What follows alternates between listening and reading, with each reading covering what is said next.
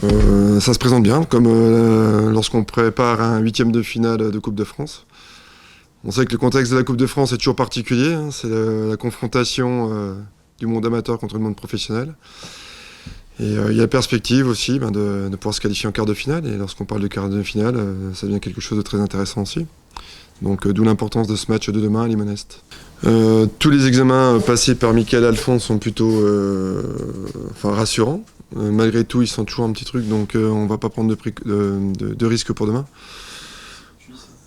Ouais, ils sont une gêne au niveau de la cuisse, donc on va plutôt le garder sous le coude. On va pas prendre ce risque-là. Sinon, on avait un petit souci avec Julio Tavares aussi à la fin du match. On avait un doute. Il a passé une IRM rassurante ce matin, où il n'y a rien sur l'IRM. Après, on préfère doubler cet examen par un test d'effort. Donc on le fera demain, donc il sera aussi indisponible pour le match de demain. Naïef a rejoint une heure avec la réserve, tout s'est bien passé. Donc Naïef réintégrera le groupe demain en Coupe de France et son grand retour dans l'effectif dijonnais. Il est en avance, oui. Écoute, on avait annoncé mi-février, on est fin janvier. C'est plutôt une bonne nouvelle. Et puis c'est une manière aussi de réintégrer aussi Naïef au sein du groupe.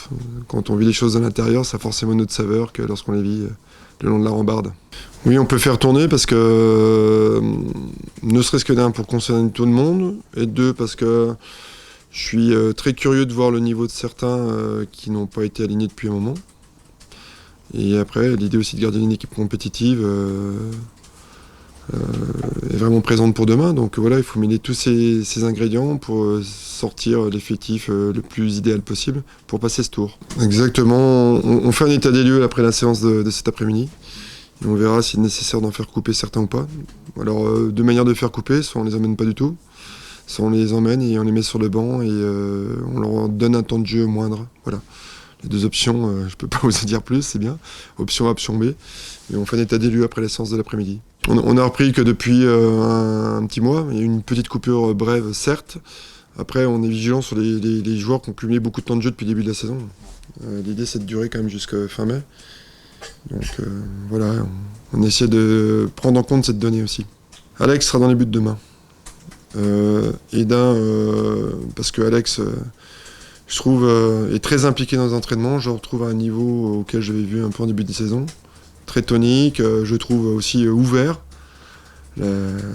L'iceberg islandais est en train de fondre. Donc c'est une bonne nouvelle. Non, c'est bien, je le trouve très bien dans ses baskets. Et c'est une manière aussi de lui montrer qu'on compte sur lui et puis aussi d'être opérationnel. Encore une fois, si Alfred venait à manquer pour suspension, pour blessure, on a déjà été douché par ce cas de figure contre Montpellier au match aller à Gaston Gérard. Donc je tiens à avoir un deuxième gardien performant et avec un peu de compétition dans les jambes. Donc ce sera le cas demain, il sera dans le but contre Limonest. Non, on s'est renseigné, on a même des images, on a réussi à récolter 2-3 images. On voit que c'est une équipe qui est très organisée, qui est quatrième de son championnat, qui vient de faire un match ce week-end à Montluçon. Apparemment, c'est une belle cylindrée du groupe de N3. Elle a des arguments à faire valoir. Offensivement, on a vu des joueurs intéressants avec différents profils. Et s'ils se retrouvent là aujourd'hui, c'est pas anodin. C'est que lorsqu'on se retrouve en huitième de finale de Coupe de France qu'on a N3, c'est que il se passe quelque chose au sein de cet effectif en termes et de qualité et d'état d'esprit. Donc on sait que l'état d'esprit peut galvaniser les petits dans ce genre de compétition, à nous d'éteindre les velléités de l'adversaire demain.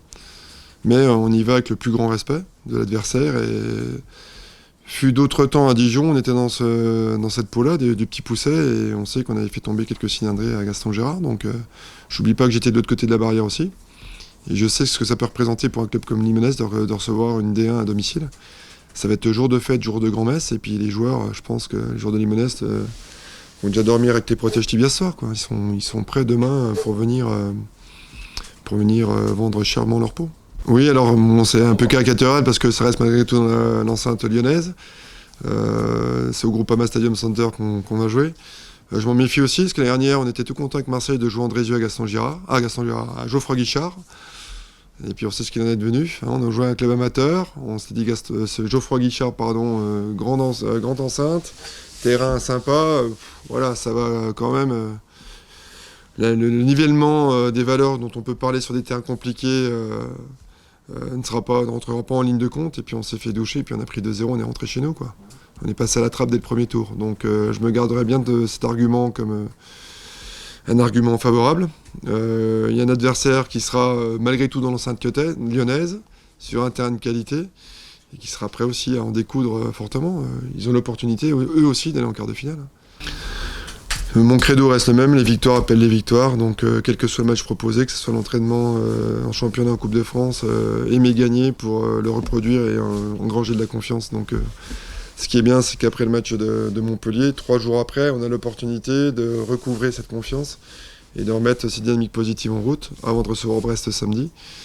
Donc voilà, je trouve qu'on a hâte d'y être. J'ai senti ça hier dès le débriefing d'après-match, que les joueurs ont vite envie de se projeter sur ce match de Coupe de France pour en découdre et puis voilà, montrer qu'on peut réenclencher ces dynamiques positives entrevues début janvier en 2020. Ouais, quand on est joueur, puis même moi entraîneur, j'aime bien enchaîner les matchs. Je préfère jouer que m'entraîner. Alors ce qui pourrait nous manquer des fois, c'est du temps pour travailler sur nos animations, mais globalement nos animations restent les mêmes depuis quelques temps, donc on a des repères. Après, l'exercice auquel on est soumis, c'est de trouver les bonnes associations pour qu'on ait un maximum de fraîcheur sur chacun des matchs. C'est ce à quoi est soumis chacun des entraîneurs de Ligue 1 aujourd'hui pour enchaîner les matchs. Donc à nous de faire les bons choix, ne pas se tromper. Et toujours le problème des rotations, c'est de faire des rotations sans perdre aussi, enfin qu'on soit dans des changements extrêmes d'un match à l'autre pour désorganiser l'équipe. Donc voilà, il faut trouver juste milieu pour qu'on garde un peu de constance et de permanence dans nos comportements.